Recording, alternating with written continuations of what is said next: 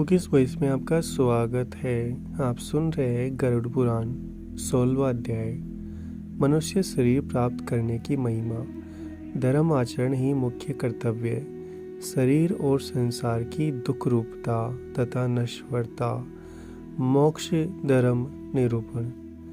गरुड़ जी ने कहा, हे दया सिंधु, अज्ञान के कारण जीव जन्म मरण रूपी संसार चक्कर में पड़ता है।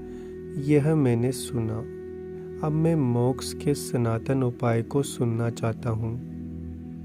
हे भगवान, हे देव देवेश, हे शरणागत वत्सल, सभी प्रकार के दुखों से मलिन तथा सार रहित इस भयावह संसार में अनेक प्रकार के शरीर धारण करके अनंत जीव राशियाँ उत्पन्न होती है और मरती है।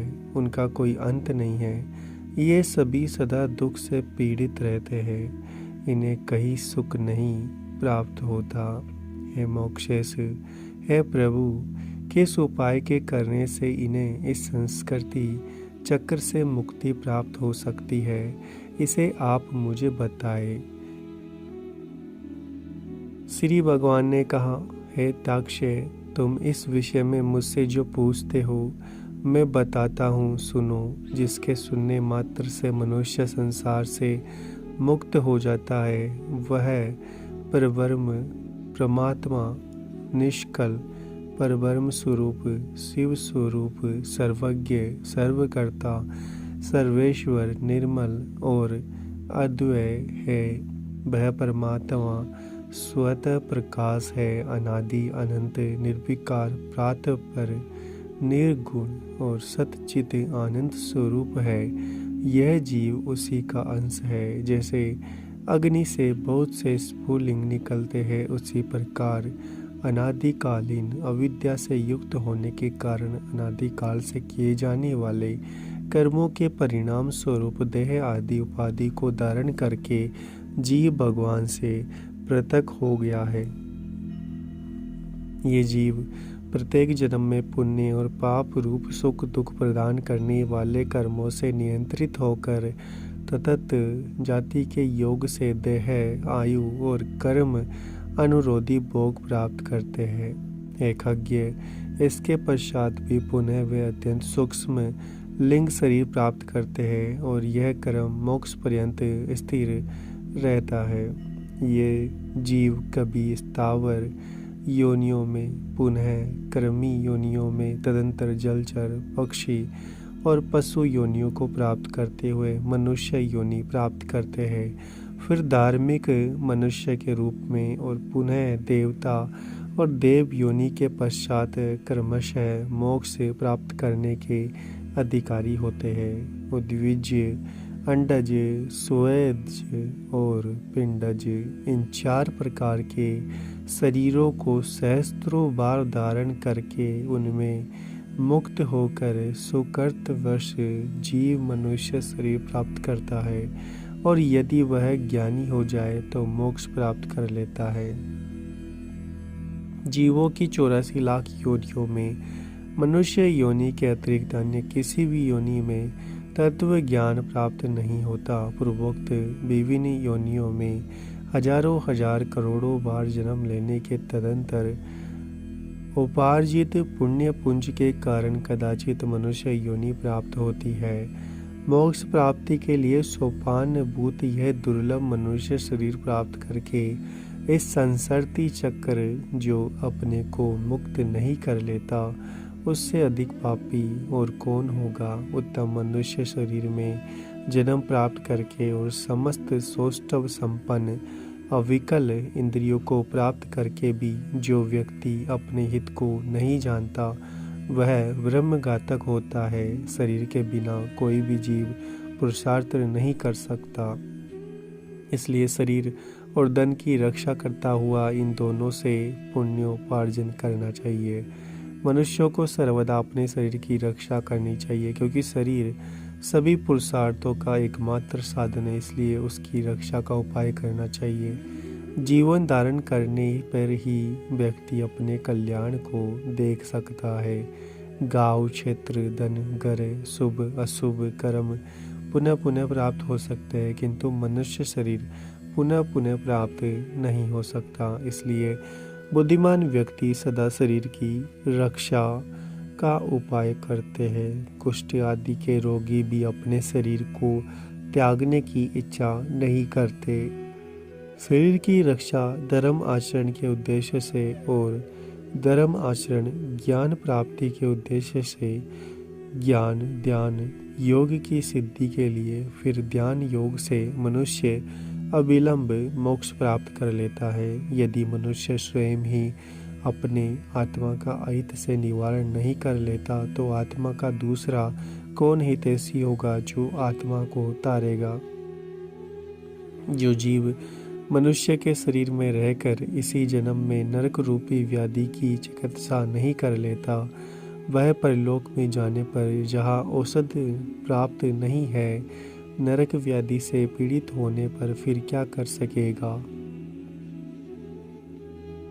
वृद्धावस्था व्याघ्री के समान सामने खड़ी है। फूटे हुए घड़े के गिरने वाले जल की भांति प्रतिक्षण आयु समाप्त होती जा रही है। रोग शत्रु की भांति प्रहार कर रहे हैं। अतः श्रेय प्राप्ति के लिए जीवन को अभ्यास करना चाहिए। जब तक दुख प्राप्त नहीं होता, जब तक आपत्तियां घेर नहीं लेती, जब तक इंद्रियों में शिथिलता नहीं आ जाती, तब तक श्रेय प्राप्ति के लिए अभ्यास करना चाहिए। जब तक यह शरीर है तभी तक तत्व ज्ञान का अभ्यास करना चाहिए। भवन में आग लग जाने पर कौन ऐसा दुर्बुद्धि मनुष्य है जो कुआं खोदना प्रारंभ करता है। वह विद्य संसार कार्य प्रपंचों में व्यस्त रहने के कारण काल का ज्ञान नहीं होता। यह क्लेश की बात है कि मनुष्य अपने सुख दुख और हित की बात को नहीं समझता। संसार में जीवों को उत्पन्न होते हुए, रोग आदि से दुखी होते हुए, मृत्यु प्राप्त करते हुए और आपत्तिग्रस्त तथा दुखी देखकर भी सांसारिक मनुष्य मोह रूपी मदिरा को पीकर कभी भी व्यथित नहीं होता। भौतिक संपत्ति स्वप्न के समान नश्वर क्षणभंगुर है। यौवन भी पुष्प के समान मुरझा जाने वाला है। आयु बादलों में चमकने वाली बिजली के समान चंचल है। यह सब जानते हुए भी मनुष्य को कैसे देरी हो सकता है। एक तो मनुष्य की 100 वर्ष की आयु ही बहुत थोड़ी है, उसमें भी निद्रा और आलस्य के बसीभूत होकर उसका आधा भाग बीत जाता है, और जो शेष है वह भी बाल्यावस्था, रोग और जरा में होने वाले दुख से चला जाता है, और जो थोड़ा बचा हुआ वह भी निष्फल ही बीत जाता है। प्रारंभ करने योग्य कार्य के विषय में जो उद्योग नहीं करता, जहाँ ब्रह्म चिंतन आदि में जागरूक रहना चाहिए, वहाँ वह सोता रहता है। इसके विपरीत जहाँ सदा सदा वह विद्यमान है, उस संसार में वहाँ वह विश्वस्त है। जैसा मनुष्य है वह अभागा क्यों नहीं मारा जाएगा। जल में उठने वाले फैन के समान अतीव क्षणभंगुर देह को प्राप्त करके जीवात्मा उसमें स्थित रहता है। यह शरीर ही उसको प्रिय श्वास के रूप में प्रतीत होता है, किंतु इस अनित्य शरीर में जीवात्मा निर्भय होकर कैसे रह सकता है, जो अहित करने वाले विषय भोगों को ही हित बुद्धि रखता है तथा अनिश्चित पुत्र कलत्र देह गेह आदि को स्थायी समझता है, और भौतिक धन संपत्ति आदि अनर्थकारी वस्तुओं में जो अर्थ बुद्धि रखता है, वह अपने परमार्थ को नहीं जानता। जो यह जगत किसी का नहीं हुआ ऐसा देखते हुए भी गिर रहा है, और आत्मज्ञान विषयक वचनों को सुनते हुए भी जिसे बोध नहीं होता, फट करके भी उसका अर्थ नहीं समझता। ऐसा इसलिए होता है कि जीव भगवान की माया से मोहित है।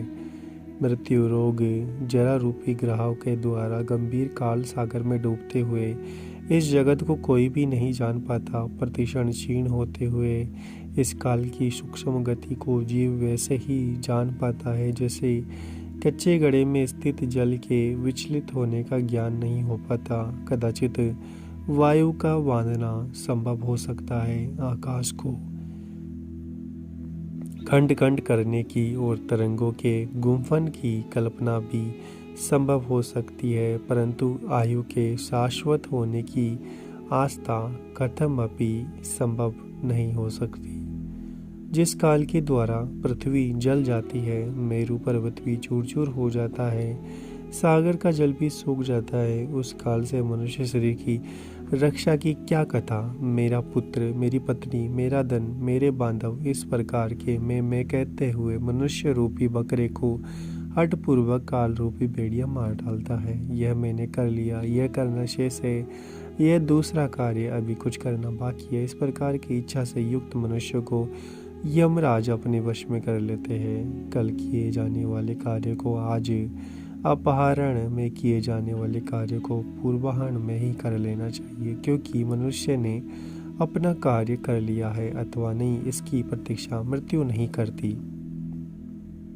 वृद्धावस्था जिसको रास्ता दिखने वाली है, अत्युग्र रोग ही जिसके सैनिक है, ऐसे मृत्यु रूपी शत्रु के तुम सम्मुख स्थित हो, फिर रक्षा करने वाले की ओर क्यों नहीं देखते, अर्थात उनकी ओर उन्मुख क्यों नहीं होते। तृष्णा रूपी सूल में बिंधे हुए और विषय वासना रूपी घिसे सींचे हुए राग द्वेष रूपी अग्नि में पके हुए मनुष्य को मृत्यु खा जाती है। यह जगत ऐसा है कि इसमें मृत्यु बालकों, युवकों, वृद्धों, गर्भस्थ जीवों सभी को ग्रस लेती है। जब जीव अपने देह को भी यही छोड़कर यमलोक को चला जाता है, तो फिर स्त्री, माता पिता, पुत्र आदि से किस प्रयोजन से संबंध स्थापित किया जाए।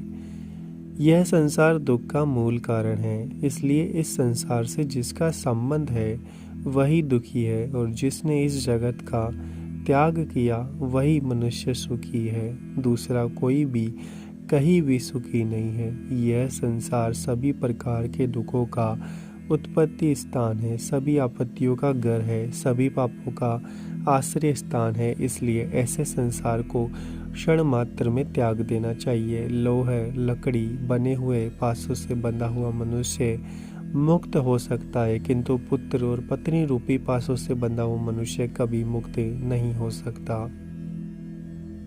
मनुष्य अपने मन को प्रिय लगने वाले जगत में जितने पदार्थों से संबंध बनाता जाता है, उतने ही अधिक शोक के कीले उसके हृदय में गढ़ते जाते हैं। यह बड़े खेद की बात है कि मनुष्य के देह में स्थित शब्द, स्पर्श, रूप, रस, गंध विषयों का आहार करने वाले इंद्रिय रूपी चोरों ने इस लोक के समस्त धन को अपहृत करके इसे नष्ट कर दिया है। अर्थात परलोक के लिए हितकारी धर्म रूपी जो धन है, उसका इंद्रियों ने हरण कर लिया है। मांस लोभी मत्स्य जैसे बंसी में लगे हुए लोहे के अंकुश को नहीं जान पाता, उसी प्रकार विषयों से प्राप्त होने वाले सुख के लोभ से जीव यम यातना की परवाह नहीं करता। हे गरुड़, जो अपने हित और अहित को नहीं जानते सदा कुमार्ग पर चलने वाले हैं, और मात्र पेट भरने में ही जिनका सारा अध्यवसाय रहता है, वे मनुष्य नरकगामी है। निद्रा, मैथुन, आहार आदि की स्वाभाविक प्रवृत्ति सभी प्राणियों में समान रूप से विद्यमान रहती है। उनमें जो वास्तविक हित अहित को जानने वाला ज्ञानवान है, वह मनुष्य कहा जाता है। उस ज्ञान से जो शून्य है, वह पशु कहलाता है। मूर्ख मनुष्य प्रातःकाल मल मूत्रों के वेग से, मध्य दिन में क्षुधा और तृषा से, रात्रि में काम, क्रीड़ा और निद्रा से बाधित रहते हैं। हाय, यह खेद की बात है कि अज्ञान से मोहित होकर सभी जीव अपनी देह, धन, पत्नी आदि में आसक्त होकर बार बार पैदा होते हैं और मर जाते हैं। इसलिए देह गए, पुत्र कलत्र आदि के साथ सदा आसक्ति त्याग कर देनी चाहिए। यदि अपने विवेक बल से उसका सर्वथा त्याग न हो सके, तो उस आसक्ति भाव को देह, गेह आदि से हटाकर महापुरुषों के साथ संबंध बनाना चाहिए, क्योंकि संत पुरुष संसार आसक्ति रूपी रोग के वैषज है। सत्संग और विवेक, ये दोनों ही व्यक्ति के दो निर्मल नेत्र है। जिस व्यक्ति के पास ये नहीं है, वह अंधा है। वह अंधा मनुष्य को मार्गगामी क्यों नहीं होगा? अपने अपने वर्ण और आश्रम के लिए शास्त्र बोधित आचारों का पालन करने में संलग्न रहने वाले सभी मनुष्य यदि परम धर्म भगवान के चरणों में स्वारसिक प्रति संपादन साधनी भूत भगवत भक्ति को नहीं जानते तो वे दम्भ आचारी व्यर्थ में नष्ट हो जाते हैं। कुछ लोग अनेक प्रकार की क्रियाओं को करने का प्रयत्न करते हैं, कुछ अन्य व्रत उपवास आदि में संलग्न रहते हैं। अज्ञान से आवृत आत्मा वाले कुछ लोग ढोंगी बनकर विचरण करते हैं।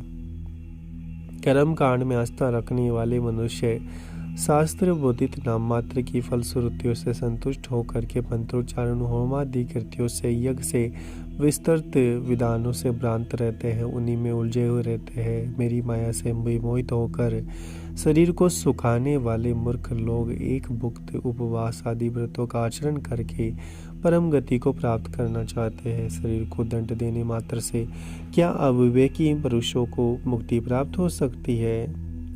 बल्मिक को ताड़न करने मात्र से क्या कहीं महासर्प की मृत्यु होती है? बड़ी जड़ लंबी जटाओं के बाल को ढोने वाले मृग चर्म आदि से युक्त दाम्भिक पुरुष का वेश धारण करके ज्ञानी की भांति ही लोक में भ्रमण करते हैं, लोगों को भी भ्रमित करते हैं। सांसारिक सुख विषय शक्ति में आसक्ति जो व्यक्ति मैं ब्रह्म ज्ञानी हूँ ऐसा कहता है, वह कर्म मार्ग और ब्रह्म ज्ञान मार्ग दोनों मार्ग से भ्रष्ट हो जाता है। उसे चांडाल की बाती छोड़ देना चाहिए। संसार में, घर में, अरण्य में लज्जा त्याग कर समान रूप से नग्न होकर गर्दव्य आदि पशु भी विचरण करते हैं। क्या इस आचरण से वे संसार से विरक्त हो जाते हैं? यदि मिट्टी के और भस्म के धारण करने मात्र से मनुष्य मुक्त हो जाए तो मिट्टी और भस्म में शयन करने वाला वह कुत्ता भी क्या मुक्ति प्राप्त कर लेगा? घास पात जल का आहार करने वाले और निरंतर जंगल में निवास करने वाले श्रृगाल, चूहे तथा मृग आदि पशु भी क्या तपस्वी योगी हो जाते हैं? अर्थात अन्न छोड़ देने और गर्म या नगर में निवास छोड़कर वन में रहने मात्र से कोई सन्यासी नहीं हो जाता। मंडूक और मत्स्य आदि जलचर जीव जन्म से लेकर मृत्यु पर्यंत गंगा आदि नदियों में निवास करते हैं, तो क्या वे योगी हो जाते हैं? कबूतर शीलवर्ती कंकड़ का आहार करने वाले हैं। चातक कभी भी भूमि पर स्थित जल को नहीं पीते, तो क्या इससे विवृति हो जाते हैं? इसलिए है खगेश्वर, पूर्वोक्त संपूर्ण कर्म अनुष्ठान केवल लोक रंजन मात्र के लिए है। मोक्ष का कारण तो साक्षात तत्व ज्ञान ही है। खज्ञ सड दर्शन रूपी महाकूप में पड़े हुए मनुष्य रूपी पशु परमार्थ को नहीं जानते, क्योंकि वे पशु पात्र से नियंत्रित रहते हैं। वेद और शास्त्र रूपी घोर समुद्र में इधर उधर ले जाए जाते हुए कुतार्किक व्यक्ति षडूर्मियों से ग्रसित होकर स्थित रहते हैं। वेद शास्त्र और पुराणों को जानने वाले भी जो मनुष्य परमार्थ को नहीं जानता, विडंबनाग्रस्त उसका पूर्वोक्त संपूर्ण ज्ञान कौवे के काव काव करने जैसा है। परम तत्व से परागमुख जीव वह ज्ञान है, वह ज्ञेय है। इसी चिंता से व्याकुल होकर रात दिन शास्त्रों का अध्ययन करते हैं।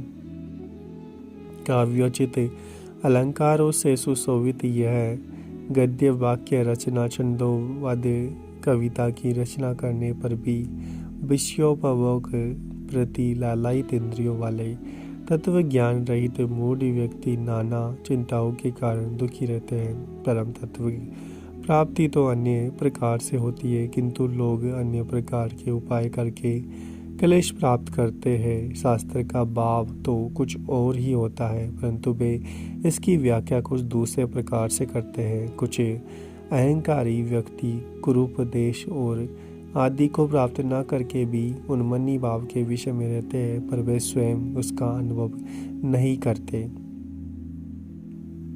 बहुत से लोग वेद और शास्त्र का अध्ययन तो करते हैं और परस्पर एक दूसरे को बोध भी कराते हैं, तात्पर्य समझाते हैं, पर वे परम तत्व के विषय में उसी प्रकार कुछ नहीं जानते जिस प्रकार द्रव्य पाक रस भोजन आदि को नहीं जानती।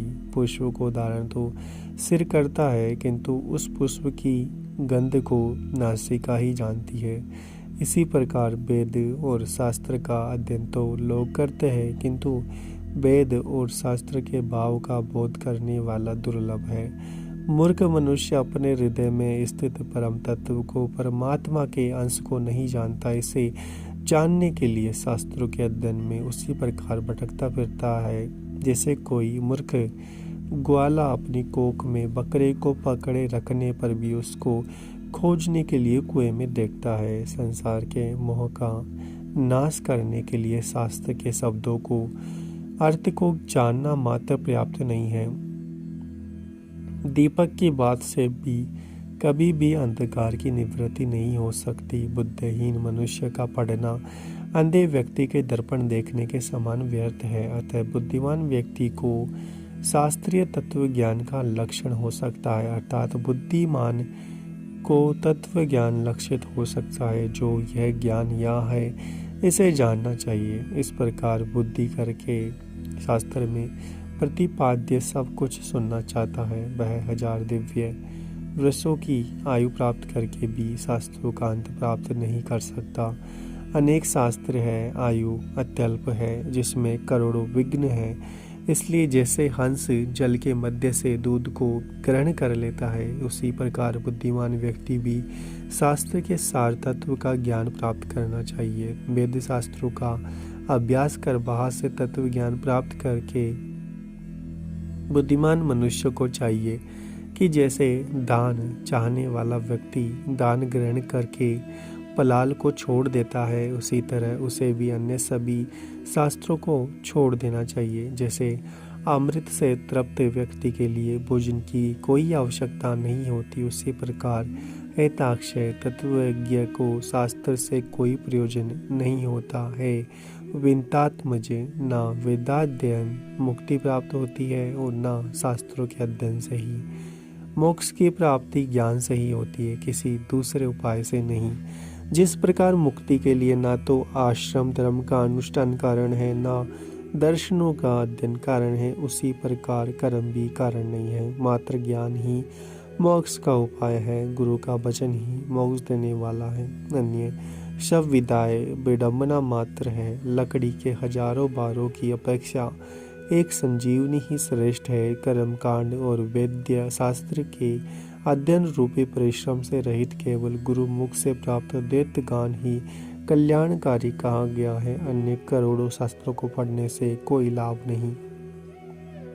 वेद आदि आगम शास्त्रों का अध्ययन तथा विवेक, इन दो साधनों से ज्ञान की प्राप्ति होती है। आगम से शब्द ब्रह्म का ज्ञान प्राप्त होता है और विवेक से परब्रह्म ज्ञान प्राप्त होता है। कई विद्वान अद्वैत को वास्तविक परम तत्व स्वीकार करते हैं और कुछ अन्य विद्वजन द्वैत तत्व की प्रतिष्ठा चाहते हैं, किंतु द्वैत और अद्वैत पृथक सभी के लिए समान रूप से स्वीकार्य परम तत्व को नहीं जानता।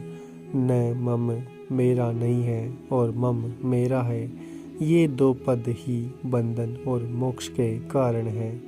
देह गए और पुत्र कल्त्रादि में मम बुद्धि करने से प्राणी को बंधन को प्राप्त होता है और मेरा नहीं है इस प्रकार की भावना करने से मुक्त होता है।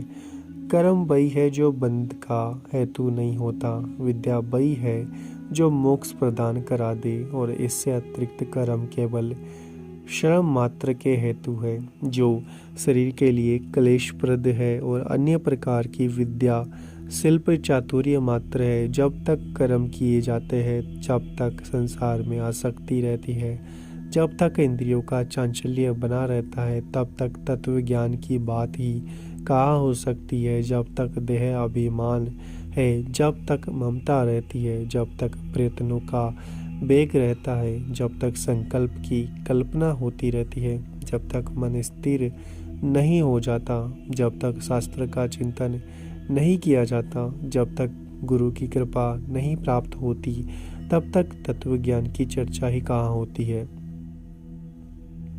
तप, व्रत, तीर्थ, जप, होम, पूजा आदि सत्कर्मों का अनुष्ठान वेद शास्त्र और आगम की कथा तभी तक उपयोगी है जब तक जीव ज्ञान को तत्व ज्ञान प्राप्त नहीं हो जाता।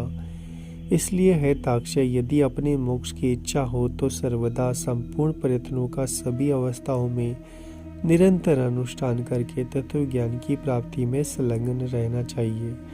जो प्राणी आदि भौतिक, आदि दैविक, आध्यात्मिक तापत्रय से सदा संतप्त रहता है, उसे मोक्ष वृक्ष की छाया का आश्रयण करना चाहिए। जिस मोक्ष वृक्ष का पुष्प धर्म और ज्ञान स्वरूप है तथा फल स्वर्ग और मोक्ष है, इसलिए श्री गुरु मुख से आत्म तत्व विषयक ज्ञान प्राप्त करना चाहिए। ज्ञान हो जाने पर प्राणी इस घोर संसार बंधन से सुखपूर्वक मुक्त हो जाता है। एताक्षय, मैं तत्वज्ञानी मनुष्य के द्वारा किए जाने वाले अंतिम कृत्य के विषय में तुम्हें बताता हूँ, सुनो। जिस पर उपाय करके जीव को ब्रह्म निर्माण संज्ञक मोक्ष की प्राप्ति होती है। अनंत काल के आ जाने पर पुरुष डर छोड़कर अनासक्ति रूपी शस्त्र से गेह देह आदि विषयक ममत्व को काट डाले। वह धीर पुरुष घर से निकलकर पवित्र तीर्थ के जल में स्नान करके पवित्र और एकांत देश में विधिवत आसन लगाकर बैठ जाए और शुद्ध परम त्रिवर्त ब्रह्म अक्षर और ओंकार मन से अभ्यास करे। ब्रह्म जीव स्वरूप ओंकार का निरंतर स्मरण करके श्वास को जीतकर मन को नियंत्रित करे। बुद्धि रूपी सारथी की सहायता से मन रूपी लगाम के द्वारा इंद्रियों को विषयों से निग्रहित कर ले और कर्मों के द्वारा अक्षिप्त मन को बुद्धि की सहायता से सुवर्त में अर्थात ब्रह्म के चिंतन में लगा दे। मैं ब्रह्म हूँ, मैं परम धाम हूँ और परम पद रूपी ब्रह्म में हूँ, ऐसी समीक्षा करके अपनी आत्मा को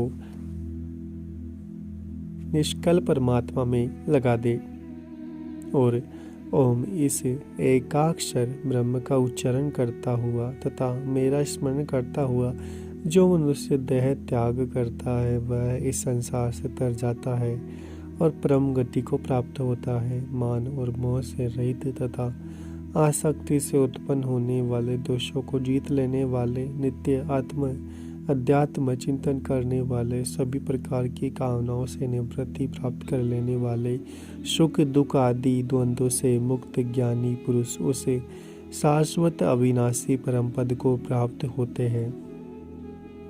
जो व्यक्ति राग द्वेष रूपी मलों का अपहरण करने वाले ज्ञान रूप जलाशय और सत्य स्वरूप जल वाले मानस तीर्थ में स्नान करता है वह मोक्ष को प्राप्त कर लेता है। जो प्रौढ़ वैराग्य को धारण करके अन्य भावों को परित्याग कर केवल मद विषयक भावना के द्वारा मेरा भजन करता है, ऐसा पूर्ण दृष्टि रखने वाला अमल अंतर आत्मा संत ही मोक्ष को प्राप्त होता है। तीर्थ में मृत्यु हो जाए इस उत्कंठा से उत्सुक होकर जो अपने घर का परित्याग करके तीर्थ में निवास करता है और मुक्ति क्षेत्र में मरता है वही मोक्ष प्राप्त करता है।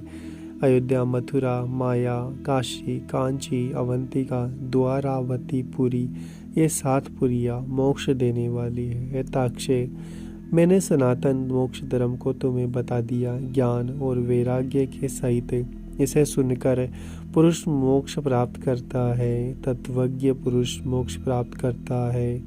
सकाम धर्म अनुष्ठान करने वाला धार्मिक पुरुष स्वर्ग को प्राप्त होता है। पापियों की दुर्गति होती है और पशु पक्षी आदि पुनः पुनः जन्म मरण रूपी संसार में भ्रमण करते हैं। इस प्रकार सभी शास्त्रों का सारोद्धार मैंने 16 अध्यायों में कह दिया है। अब और क्या सुनना चाहते हो? सूत जी ने कहा, हे राजन, गरुड़ जी ने भगवान के मुख से ऐसा वचन सुनकर उन्हें बार बार प्रणाम करके अंजलि बांधकर इस प्रकार कहा, हे देवादिदेव भगवान, हे नाथ, हे प्रभु, अपने अमृतमय वचनों को सुनाकर आपने मुझे भवसागर से तार दिया है। अब मेरा संदेह समाप्त हो गया और मैं कृतार्थ हो गया हूँ, इसमें संशय नहीं है। ऐसा कहकर गरुड़ जी मौन होकर भगवद नारायण हो गए। स्मरण करने से जो दुर्गति का हरण कर लेते हैं, पूजन और यज्ञ के द्वारा जो सद्गति प्रदान करते हैं, अपनी परम भक्ति के द्वारा जो भक्ति प्रदान करते हैं, बेहरी मेरी रक्षा करे। इस प्रकार गरुड़ पुराण के अंतर्गत शारोदार में भगवान विष्णु और गरुड़ के सम्मान में मोक्ष धर्म निरूपण नामक 16वां अध्याय पूरा हुआ। उम्मीद है आपको हमारा यह प्रयास अच्छा लगा होगा। चैनल को सब्सक्राइब करें, वीडियो को लाइक और शेयर करना ना भूलें।